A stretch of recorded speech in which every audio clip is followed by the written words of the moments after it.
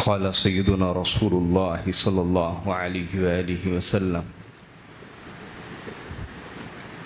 ألا لا يحل هذا المسجد لجنب ولا لحائد إلا لرسول الله وعلي وفاطمة والحسن والحسين إلى آخر الحديث۔ محترم معزز حاضرین، السلام علیکم ورحمۃ اللہ وبرکاتہ۔ اللہ تبارک و تعالی کا شکر ادا کرتے ہیں جس کی عظیم توفیق کے ساتھ جمعۃ المبارک کے دن اللہ کے گھر میں حاضر ہیں۔ پروردگار میری اور آپ سب کی حاضری قبول فرمائے۔ آواز تھوڑی سی باریک کریں گے، بھاری آواز۔ حاضرین محترم، میں بلا تمہید جو ہمارا موضوع چل رہا ہے احادیث کی روشنی میں فضائل اہل بیت رسول اور ان کی سیرت سے ہم اکتساب فیض کر رہے ہیں، اکتساب نور، روشنی حاصل کر رہے ہیں، اسی پہ آ جاتا ہوں۔ حضرت ام سلمہ رضی اللہ تعالی عنہا روایت کرتی ہیں۔ کون بولیے؟ حضرت ام سلمہ، یہ حضور علیہ الصلوۃ والسلام کی زوجہ مطہرہ ہیں، حضور کی بیوی ہیں، زوجہ ہیں۔ فرماتی ہیں قال رسول اللہ صلی اللہ علیہ وآلہ وسلم، کہ اللہ کے رسول صلی اللہ علیہ وسلم نے ارشاد فرمایا الا لا يحل هذا المسجد لجنب ولا لحائد، فرمایا خبردار ہو جاؤ، آگاہ ہو جاؤ، کسی شخص کے لیے حلال نہیں ہے کہ وہ میری اس مسجد میں، مسجد نبوی میں، مسجد نبوی میں حالت جنابت میں آئے یا حالت حیض میں آئے۔ حالت جنابت وہ حالت ہے، وہ کیفیت ہے جب انسان پر غسل فرض ہو جاتا ہے احتلام کے سبب یا بیوی سے قربت کے سبب، اور حیض ایک ایسا عارضہ ہے جو اللہ تعالیٰ نے بنت آدم کے ساتھ، حضرت آدم کی بیٹی کے ساتھ جوڑ دیا ہے، جس کو ماہواری کہا جاتا ہے، مینسٹریشن کہا جاتا ہے، حیض۔ اور یہ اللہ کا نظام ہے کہ جب ایک خاتون حاملہ ہوتی ہے تو اس کو اپنے جسم کا اضافی کوئی خون استعمال نہیں کرنا پڑتا، بلکہ وہی خون جو اس کے جسم میں باقاعدہ اضافی بن رہا ہوتا ہے، بلوغت کے ساتھ ہی، جوان ہونے کے ساتھ ہی، وہی خون اس کے بچے کی پرورش کا سبب بن جاتا ہے۔ تو یہ خدا تعالیٰ کی حکمت ہے۔ کیا ہے بولیے؟ حکمت۔ اب یہ دونوں حالتیں ایسی حالتیں ہیں جن کو ناپاکی کی حالت کہا جاتا ہے۔ کیا کہا جاتا ہے بولیے؟ مثلا کسی مرد پہ غسل فرض ہو گیا تو اب وہ ناپاکی کی حالت میں ہے۔ کس حالت میں ہے؟ یعنی یہ ناپاکی کوئی ظاہری ناپاکی نہیں ہے، بلکہ ایک معنوی، ایک میننگ فل، ایک شرعی ناپاکی ہے یہ۔ یعنی اگر کوئی شخص اپنا جسم دھو بھی لے، صاف ستھرا کر لے، کپڑا اتنی جگہ سے دھو لے یا کپڑے چینج بھی کر لے، تو جب تک وہ شرعی غسل نہیں کرتا تو وہ معنوی طور پر، شرعی طور پر ناپاک رہے گا۔ کیا رہے گا؟ تو یہ کوئی ظاہری ناپاکی نہیں، بلکہ ایک شرعی معنوی ناپاکی ہے، ایک شرعی اور معنوی، جس کو سمجھا جا سکتا ہے، ایک معنوی چیز ہے۔ تو اس ناپاکی کی حالت میں کسی بھی انسان کے لیے جائز نہیں ہے کہ وہ مسجد नबवी में आया, आका अलैहिस्सलाम फरमा रहे हैं। लेकिन ये हुक्म मस्जिद नबवी के साथ ख़ास नहीं है। कोई भी मस्जिद हो तो उसमें हालत जनाबत में नहीं जाया जा सकता। अगर किसी औरत को हैज़ आ जाता है, माहवारी है, मेंसेस हैं, तो इस हालत में मस्जिद में नहीं जा सकती। तो क्योंकि ये एक नापाकी की कैफियत है। ये क्या है बोलिए? हाँ, फिर मैंने बता दिया, ये एक ज़ाहरी नहीं बल्कि एक मानवी नापाकी है। क्या है? मैं एक घर गया, मेरी फैमिली भी साथ थी, तो उनसे मुसल्ला मांगा तो वो खातून ने मेरे घर वालों से कहा कि मैं तो हैज़ से हूँ, तो मुसल्ला कैसे पकड़ाऊँ? तो उन्होंने मुझे बताया, तो मैंने कहा सुबहान अल्लाह, ये जहालत अभी तक बाकी है, ये जहालत। तो हज़रत आयशा सिद्दीक़ा को भी आका अलैहिस्सलाम ने फरमाया था कि मेरा मुसल्ला पकड़ा दो। ये सही बुखारी और मुस्लिम की मुत्तफ़क़ुन अलैह रिवायत है। तो तवज्जो कीजिए, मैं ये अर्ज़ कर रहा हूँ। तो आका अलैहिस्सलाम ने फरमाया, आयशा मेरा मुसल्ला पकड़ा दो। उन्होंने कहा या रसूल अल्लाह इन्नी हाइदा या इन्नी हाइद, मैं तो हैज़ से हूँ, मैं तो हुजूर अलैहिस्सलाम ने फरमाया हैज़ तेरे हाथों में तो नहीं है ना, हैज़ तेरे हाथों में तो नहीं है, मुसल्ला तो पकड़ा दो ना।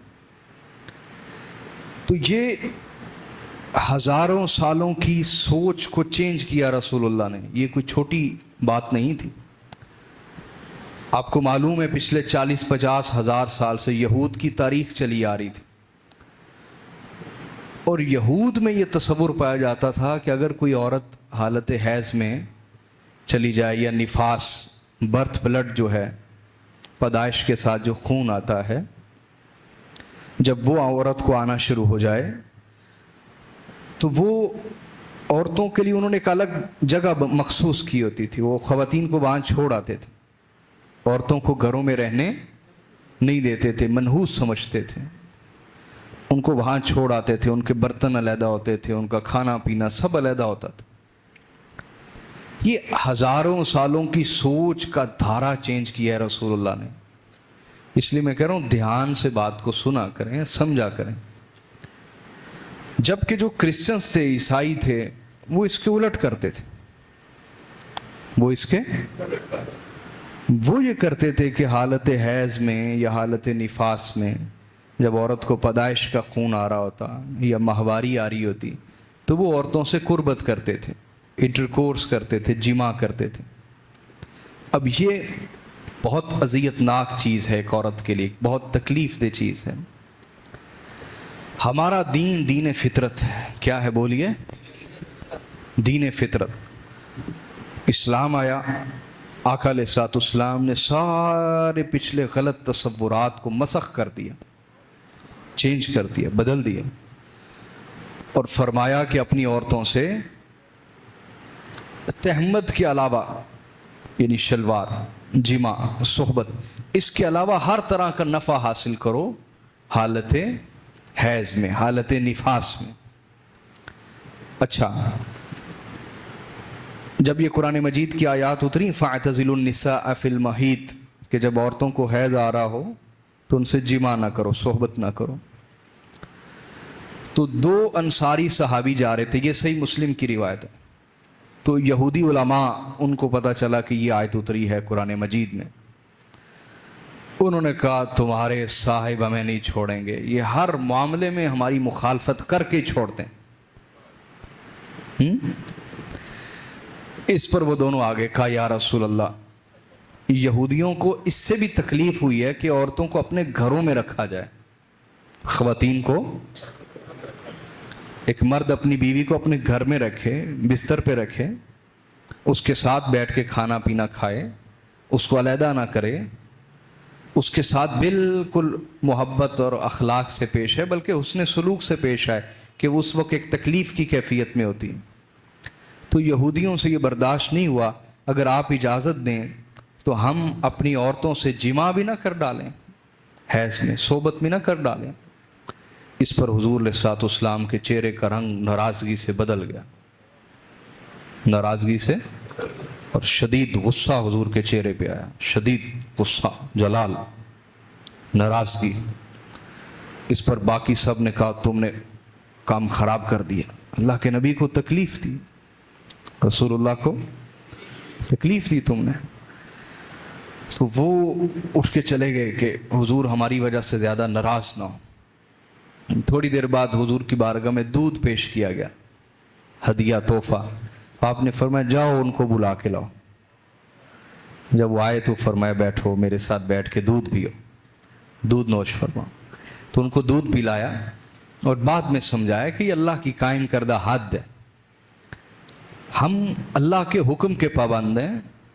यहूद की मुखालफत में इस हद तक नहीं उतर जाना कि अल्लाह की हद को ही पार कर जाए, अल्लाह की, और ना ही ईसाइयों की मुखालफत में इस हद तक उतर जाना है कि अल्लाह की हद को ही। तो अल्लाह की हद ये है कि हालत हैज़ और निफास में आप बीवी से जिमा ना करें, उनसे कुर्बत ना करें, इंटरकोर्स ना करें, बाकी ताल्लुकात बीवी से रखें। उसके साथ उसके बर्तन में खा सकते हैं, पी सकते हैं, उसका बर्तन हरगिज़, बर्तन तो क्या, मैंने बताया कि मुसल्ले रसूल हुजूर ने फरमाया कि पकड़ा दो, और फरमाया कि हैज़ तेरे हाथों में तो नहीं है। तो खैर ये मैंने ज़रूरी समझा कि आपको ये चीज़ें समझा दूँ।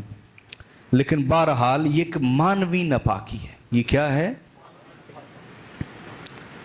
अच्छा, अब ऐसा भी होता है हमारे यहाँ, एक जगह मेरा एक शागिर्द है, मुरीद है बच्चा, उसने तकरीर की कि ख़वातीन जो हैं वो हालत हैज़ और निफास में फारिग ना बैठा करें, बल्कि अल्लाह का ज़िक्र करती रहा करें, दुरूद पाक पढ़ती रहा करें, तस्बीह, ला इलाहा इल्लल्लाह, दुरूद पाक अपना जारी रखा करें।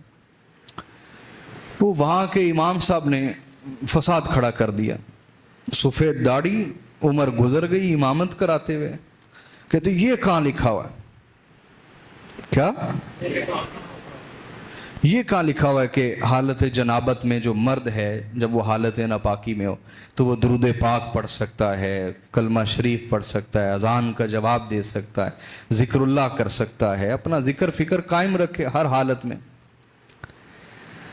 तो वो बच्चा मेरे पास आया, मैंने उससे कहा कि पहले ना इन किताबों के नाम पूछने मौलवी साहब से, उसके बाद ये मेरी तहरीर उन्हें दिखानी है। तो अफसोस के साथ उसमें जितनी किताबों के हवाले लिखे हुए थे, किसी एक का भी नाम उन्हें आता नहीं था। तो ये दीन का नुकसान आप लोग कर रहे हैं। कौन? हाँ, आप लोग कर रहे हैं कि आप जाहिलों को मिंबरों पे बिठाते हैं ताकि वो 15-20 हज़ार की तनख्वाह पे राज़ी हो जाएं, और आप अपनी नस्लों का दीन और ईमान उजाड़ देते हैं। वो खुद भी सारी उम्र जाहिल होते हैं, आपको भी सारी उम्र जाहिल रखते हैं। हालांकि ये बात सही बुखारी में लिखी, हदीस की पहली किताब है, सही मुस्लिम में लिखी हुई। समझ आ रही है बात? फिक की, जिसको आप फिका बोलते हैं, इस्लामिक जूरिस्प्रूडेंस, फिक की कोई किताब उठा लें, उसमें ये बात लिखी हुई कि भाई ये एक मानवी नापाकी है, इस हालत में अपना जिक्र कायम रखें, दुरूद पाक कायम रखें। समझ आ रही है बात या नहीं? हर फिक की किताब में ये बात लिखी हुई। तो ख़वातीन को चाहिए कि ये जो 8-10 दिन होते हैं, जितने भी किसी खातून के दिन हो, ज़्यादा से ज़्यादा जो हैज़ है वो 10 दिन और 10 रातें होता है, और कम से कम 3 दिन और 3 रातें होता है। तो इस दौरान अपना जिक्र कायम रखे, खुसूसन नमाज का वक्त आए तो तस्बीह पकड़ के दुरूद पाक की एक तस्बीह पढ़ लें, ताकि उसे इबादत की आदत रहे। बोलिए, इबादत की आदत रहे। ये बात समझ आई या नहीं आई? बोलिए ना। इसी तरह कोई मर्द है, उस पर गुस्ल फ़र्ज हो गया है, अभी नहाने में ताख़ीर है, तो क्या अल्लाह से गाफिल रहे? नहीं, अपना दुरूद पाक पढ़ता रहे, बिस्मिल्लाह शरीफ पढ़ता रहे, कलमा शरीफ पढ़ता रहे, अपना जिक्र कायम रखे। जिक्र बोलिए। खैर, इन बातों के साथ साथ हदीस जो कि समझानी थी, इसलिए मैंने इतना आपको तफसील में ले गया। लेकिन ये एक मानवी नापाकी ज़रूर है, एक मानवी नापाकी, जिस हालत में कोई मर्द और औरत नमाज नहीं पढ़ सकता। नमाज बोलिए, कुरान को छू नहीं सकता डायरेक्टली, ہاں کوئی کپڑے سے پکڑ سکتا ہے، ٹیشو وغیرہ سے قرآن کو پکڑا جا سکتا ہے، اس حالت میں عورت بھی پکڑ سکتی، مرد بھی ٹیشو سے یا کپڑے وغیرہ سے، لیکن ڈائریکٹ چھو نہیں سکتے۔ قرآن نہ زبانی پڑھ سکتے ہیں، نہ دیکھ کے پڑھ سکتے ہیں، نہ ہی نماز پڑھ سکتے ہیں، ٹھیک ہے۔ عورت ہے حالت حیض میں تو روزہ نہیں رکھ سکتی، یہ خصوصی احکام ہیں۔ اور مسجد میں تو ہرگز نہیں آ سکتے، نہ مرد آ سکتے اور نہ ہی، بولیے نا، عورت آ سکتی۔ اب اس بات کو سمجھیں، توجہ ہے نا، اب اہل بیت کی شان کو سمجھیں۔ حضرت ام سلمہ فرماتی ہیں آقا علیہ الصلوۃ والسلام نے ارشاد فرمایا کہ ویسے تو کسی مسجد میں بھی نہیں جا سکتے نا حالت جنابت میں، حالت حیض میں، مرد اور عورت، لیکن خصوصیت کے ساتھ، تخصیص کے ساتھ آقا نے فرمایا میری مسجد نبوی میں کوئی مرد حالت جنابت میں آ سکتا نہیں، اور کوئی عورت حالت حیض میں آ سکتی نہیں، سوائے 5 لوگوں کے، سوائے 5 ہستیوں کے، سوائے بولیے کون کون؟ فرمایا یہ حدیث امام بیہقی لائے السنن الکبریٰ میں، جلد 7 صفحہ 65 ہے، حدیث نمبر 13178 ہے، اور حدیث نمبر 13189 بھی ہے۔ آقا نے فرمایا کوئی مسجد نبوی میں حالت جنابت میں اور حالت حیض میں کوئی مرد یا عورت نہیں آ سکتے، سوائے 5 ہستیوں کے۔ رسول اللہ آ سکتے ہیں، وعلی جن اور علی المرتضی آ سکتے ہیں، وفاطمہ تھا اور فاطمہ الزہرا آ سکتی ہیں، والحسن والحسین اور حسن و حسین بھی آ سکتے ہیں۔ یہ ایک ایسی شان ہے جو اللہ نے انہیں خصوصی طور پہ عطا فرمائی، کیونکہ اللہ نے انہیں ہر رذالت سے پاک کر دیا، ہر خباثت سے پاک کر دیا، ہر غلاظت سے پاک کر دیا، ہر رجس سے پاک کر دیا، ہر ناپاکی سے پاک کر دیا، ہر طرح کے رجس، غلاظت سے، رجاست سے اللہ نے انہیں پاک کر دیا۔ تو جنہیں اللہ نے پاک کر دیا ہے ان کی شان یہ ہے کہ اگر بتقاضۂ بشری ان پر حالت جنابت طاری بھی ہو تب بھی ان کی پاکی میں کوئی فرق نہیں آتا۔ آقا نے فرمایا عام مسجد تو دور کی بات، میری مسجد نبوی میں بھی پنجتن پاک آ سکتے ہیں، مصطفیٰ و علی و فاطمہ و حسن و حسین آ سکتے ہیں۔ امت میں سب سے پہلی جو بدعت ایجاد ہوئی، سب سے پہلی جو بدعت سنت کے مقابلے میں جو عمل ایجاد ہوا، بدعت، وہ اہل بیت رسول کا انکار تھا۔ سب بدعتیں اس کے بعد ہیں، رسول اللہ کے خاندان کے فضائل کا انکار، ان کی عظمتوں کا انکار۔ تبھی تو لوگ مولا علی المرتضیٰ کے خلاف تلواریں لے کے نکل آئے، امام حسن کو عمر بھر ستایا، امام حسین کے ساتھ وہ سانحہ کیا کہ تاریخ میں کسی امت نے اپنے نبی کے خاندان کے ساتھ ایسا نہیں کیا، اور آج تک وہ ظلم اہل بیت پہ جاری ہے، اس صورت میں کہ ان کے دشمنوں کا دفاع کیا جاتا ہے، اہل بیت کے دشمنوں کا دفاع کیا جاتا ہے۔ یہ آج بھی حضور کے خاندان پہ ظلم ہے کہ آج تک ان کے دشمنوں کا دفاع کرنے والے خود کو مسلمان کہتے ہیں، خود کو کلمہ گو کہتے ہیں۔ تو آقا علیہ الصلوۃ والسلام نے فرمایا ایک طرف ساری امت جس میں بڑے بڑے نیک اور صالح بھی ہوں گے، لیکن کوئی حالت جنابت میں جب احتلام ہو جائے، بیوی سے قربت کر لے، حالت جنابت میں مسجد میں آ سکتا، اور کوئی عورت چاہے جتنی بھی نیک پارسا صالحہ کیوں نہ ہو، وہ حالت حیض میں مسجد میں آ سکتی۔ آقا علیہ الصلوۃ والسلام نے فرمایا یہ کسی کی شان نہیں، اگر ہے تو پنجتن پاک کی ہے، وہ 5 ہستیاں جن کو اللہ نے پاک کیا ہوا ہے، جن کو اللہ نے، وہ عام مسجد تو کیا، حاضل مسجد نبوی میں بھی اس حالت میں آ سکتی ہیں، مسجد نبوی میں بھی بولیے۔ اور آگے حضور علیہ الصلوۃ والسلام کے الفاظ کیا ہیں، توجہ کیجئے، اب یہ الفاظ میرے تو نہیں ہیں نا، حضور کے الفاظ ہیں، سنیے۔ فرمایا الا قد بینت لکم الاسماء الا تضلوا، آقا نے فرمایا آگاہ ہو جاؤ، خبردار ہو جاؤ، میں نے تمہیں گن گن کے نام بتا دیے، کہیں میرے بعد گمراہی نہ ہو جانا۔ تمہیں گن گن کے بتا دیا کہ یہ شان صرف مصطفیٰ کی ہے، ये शान सिर्फ अली अल मुर्तजा की है, ये शान सिर्फ फातिमत ज़हरा की है, ये शान सिर्फ हसन मुज्तबा की है, ये शान सिर्फ हुसैन सैयद शुहदा की है। कहीं तुम गुमराह ना हो जाना इनके मामले में, और किसी को उठा के इनके मुकाबले में ना ले आना, किसी को उठा के इनके मुकाबले में। ये आज तक उलमाए सू, मुनाफिक उलमा जिन्होंने कलिमा मुहम्मद रसूलुल्लाह का पढ़ा, लेकिन रसूलुल्लाह के ख़ानदान की इज्जत और शान में कमी करना उनकी रूटीन है, उनकी हॉबी है, उनका मशगला है, उनकी एक दिलचस्प एक मजमून है, दिलचस्प उनका एक मशगला है। हर वक्त हुजूर के अहले बैत के मुकाबले में किसी को ला के वो तराजू में तोलते रहते हैं। आका अलैहिस्सलाम ने इस हदीस में फरमाया, खबरदार हो जाओ, मैंने तुम्हें गिन गिन के नाम बता दिए, कहीं मेरे बाद गुमराह ही ना हो जाना कि ये शान, ये अजमत, ये मुकाम सिर्फ मेरे पास है और मेरे खानदान के पास है। इस मामले में किसी को इनके मुकाबले में ना डाल, किसी को इनके मुकाबले में, इनसे किसी को मत तोलने लग जाना। उम्मत को तो चाहिए था कि जिस घर का कलमा पड़ा है, जिस घर का बोलिए, उस घर को हमेशा आसमान की तरह देखते, इनको सलाम पेश करते, इन पर जाने फिदा करते, इनकी बारगाह में कसीदे, मनकबतें, हदाया, नुजूर पेश करते, नजराने पेश करते मोहब्बतों के।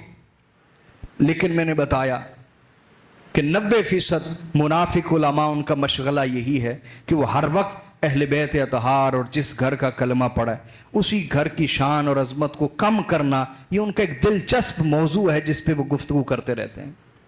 और अगर आप ऐसे उलमा के पीछे लग चलेंगे तो क्या आप हिदायत पाएंगे? दयानतदारी से बताओ। अपने अंदर भी खुदा ने आपके अंदर भी एक ज़मीर रखा है, एक ज़मीर रखा है कि जिस रसूल का हमने कलमा पढ़ा, क्या उनकी अहले बैत किसी मामले में कोई कमजोर है? क्या उनका खानदान किसी जगह अल्लाह की खातिर कुर्बानी देने में कहीं कोई नक्स और कमी दिखाते हैं? तो फिर उन पर किसी को तरजीह कैसे दी जा सकती? उनके मुकाबले में किसी को कैसे लाया जा सकता है? ये बात समझ आ गई? अगर ये ईमान आपका मजबूत हो जाए और ये अकीदा मजबूत हो जाए कि जिन पर दुरूद पढ़ने से सबकी नमाज होती है, कि जिन आले मोहम्मद पर दुरूद पढ़ने से सबकी नमाज होती है, हमने उनको वहां रख के देखना है हमेशा। समझ आ रही है बात या नहीं? बोलिए ना। तो आका ने फरमाया, मैंने तुम्हें गिन गिन के नाम बता दिए, कहीं मेरे बाद गुमराह ही ना हो जाना। मेरे बात बोलिए। आइए मैं एक और हदीस आपको सुनाना चाहता हूँ। हज़रत अबू हौरा बयान करते हैं, हदीस को इमाम अहमद बिन हम्बल लाए अल मुस्नद में, और हदीस नंबर 1722। कहते हैं, मैंने इमाम हसन अलैहिस्सलाम से पूछा, अबू हौरा सादी कहते हैं कि मैंने इमाम हसन अलैहिस्सलाम से पूछा, मैं तज़कुरु मिन रसूलिल्लाह, कि अपने नाना जान की कुछ बातें तो आपको याद होंगी ना? कहा याद है। कहा उसमें से कुछ हमें भी सुना दें, उसमें से कुछ। ये देखो, वो सहाबा ही बांट लिए। क्या? जो सहाबा अहले बैत के साथ मुखलस रहे वो आज उलमा को अच्छे ही नहीं लगते। अम्मार इब्न यासिर बुरे लगते हैं, अबू दर गिफारी बुरे लगते हैं, हैं जी। उनके नाम पर बेटों पोतों के नाम नहीं रखे जाते, है ना? तो सहाबा जिन्होंने अहले बैत के लिए जाने पेश की, नबी के घर के लिए जाने पेश की, उनसे आज भी नफरत की जाती है। तो अबू हौरा सादी इस जैसे लोग भी तो है ना, कि जो अपने घर से चलते हैं और नबी के घर पे आ जाते हैं और आके कहते हैं कि अपने नाना जान की कोई बात ही सुना दें। ये प्यार मोहब्बतें आप में कम हो गए, और कम करने वाले ये उलमाए सू हैं। मैं हुसैनी उलमा की मजम्मत नहीं कर रहा, मैं उनको सलाम पेश करता हूँ। जिस घर का कलमा पढ़ा हो, जो आपको उस घर से वफा सिखाएं, उसे मेरा सलाम है। और जो इसके उलट लेके जाए, ये मुनाफिक लोग हमेशा नुकसान पहुंचाते रहे। और ये इस्लाम का नाम सिर्फ इसलिए लेते हैं क्योंकि मफादात मिलते हैं, दुनियावी मफादात मिलते हैं। तो कहते, मैंने पूछा इमाम हसन इस्लाम से, कोई अपने नाना जान की बातें सुना दें। کہاں آپ کو ایک بات سناتا ہوں. اذکر انی اخذت تمرۃ من تمر الصدقہ فالقیتها فی فمی.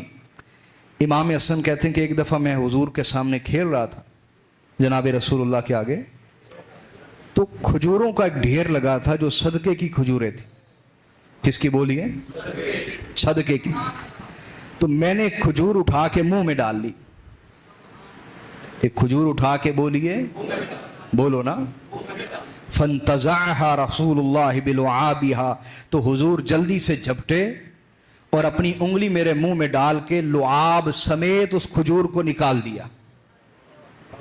لعاب سمیت اس کھجور کو, اور فرمایا میرے بیٹے آپ کے لیے جائز نہیں کہ آپ یہ کھجور کھائیں, آپ کے لیے حلال نہیں. کیوں؟ فرمایا اس لیے ان آل محمد لا نأکل الصدقہ. فرمایا بے شک ہم آل محمد ہیں, بے شک ہم آل محمد ہیں اور ہمارے لیے صدقہ حلال نہیں ہے. ہمارے لیے صدقہ حلال نہیں ہے. یہ تمہیں بار بار رسول اللہ سمجھا رہے ہیں. باقی ساری امت اگر ان میں کوئی بڑے سے بڑا نیک آدمی میں غریب ہو جائے تو صدقہ کھا سکتا ہے یا نہیں؟ بولو نا. سید فاقے سے بھی مر رہا ہو صدقہ نہیں کھا سکتا. صدقہ بولیے کیا وجہ ہے؟ اس لیے کہ اللہ انہی کا صدقہ تو کائنات کو کھلاتا ہے.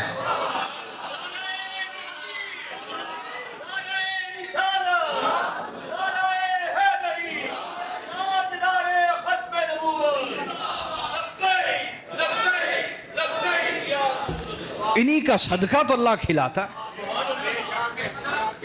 آقا علیہ الصلوۃ والسلام نے سمجھا دیا ہم آل محمد ہیں. یعنی حضور نے آپ کو یہ فرق سمجھایا کہ جو امت محمد ہے وہ صدقہ کھا سکتی ہے اور جو آل محمد ہیں وہ صدقہ نہیں کھا سکتا. نئی بات سمجھ آئی آپ کو؟